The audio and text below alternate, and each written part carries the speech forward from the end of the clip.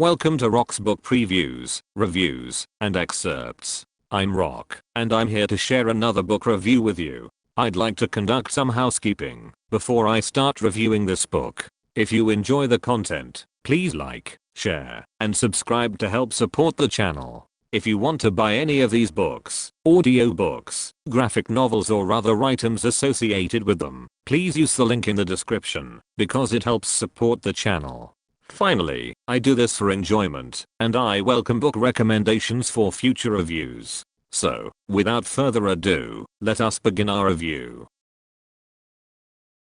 Spoiler alert. Shadow is an ex-convict whose wife Laura is killed in a car accident, and he is released 3 days early. Shadow is heartbroken by her death, especially after learning that she died with his best buddy Robbie, with whom she had been having an affair. He accepts a position as a bodyguard for Mr. Wednesday, a mysterious con guy, and travels across America with him, visiting Wednesday's contacts. Wednesday reveals that he is an incarnation of Odin the All-Father, and that he is recruiting American manifestations of the old gods, whose powers have waned as their followers have decreased in number, to fight the new American gods, manifestations of modern life and technology, such as the internet, media, and modern modes of transportation. After Shadow defeats a leprechaun dubbed Mad Sweeney in a fight, he gives Shadow a miraculous gold coin. Shadow subsequently throws the coin into his wife's grave at her burial, unintentionally resurrecting her as a semi-living revenant. Shadow is kidnapped by the new gods, who use a gang of shadowy men in black led by the enigmatic Mr. World, but Laura saves him, killing several men in black in the process. Wednesday conceals Shadow, first in Cairo, Illinois, with Mr. Ibis, Thoth, and Mr. Jackal, Anubis, who own a funeral parlor, and then in Lakeside, Wisconsin. The men in black are after them at all times, especially Mr. Town, who blames Shadow for the deaths of his companions.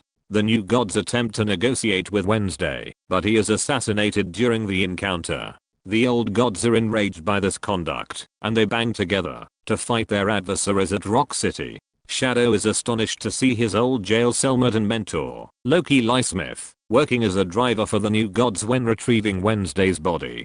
Shadow's pact with Wednesday requires him to keep his watch by reenacting Odin's 9-day hanging from a world tree while impaled by a spear. Horus, who has gone insane after living as a hawk for too long, visits him throughout these 9 days.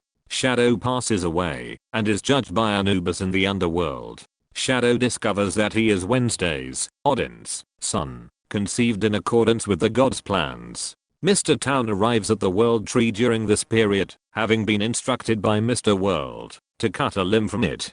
Horus tracks down Easter and persuades her to resurrect Shadow. Mr. World is revealed to be Loki, Lysmith, and Odin and Loki have been running a two-man con. Shadow's birth, his meeting with Loki in disguise in prison, and even Laura's death were all planned by them. Loki had orchestrated Odin's assassination, effectively turning the war between the new and old gods into a sacrifice to Odin, restoring Odin's power, while simultaneously allowing Loki to profit from the chaos. Laura decides to hitchhike to Rock City, where she meets Mr. Town, who is unaware of her identity, and the two decide to travel together.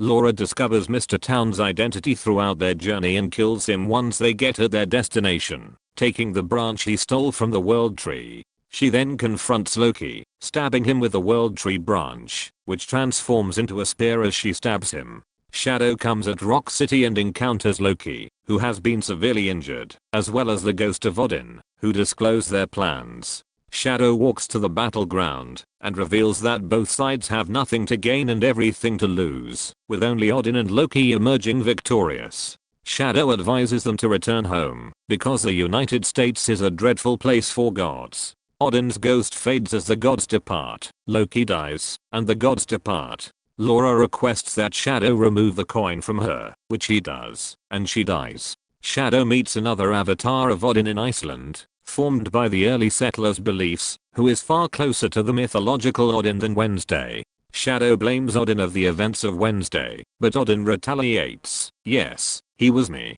However, I'm not him. Wednesday's glass eye is given to Odin, who keeps it in a leather pouch as a keepsake. Odin is enthralled by Shadow's basic sleight of hand coin trick, and he requests a repeat performance. Shadow then does a little actual magic, snatching a golden coin out of thin air before walking away from the deity and into the world. American Gods by author Neil Gaiman, narrated by George Goodall, published by William Morrow and HarperAudio. With another book review. This has been Rock's book previews, reviews, and excerpts.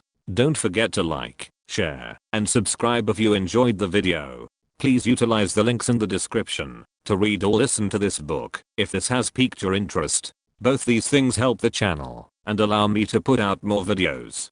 Thank you for staying all the way through, and see you next time through the wormhole.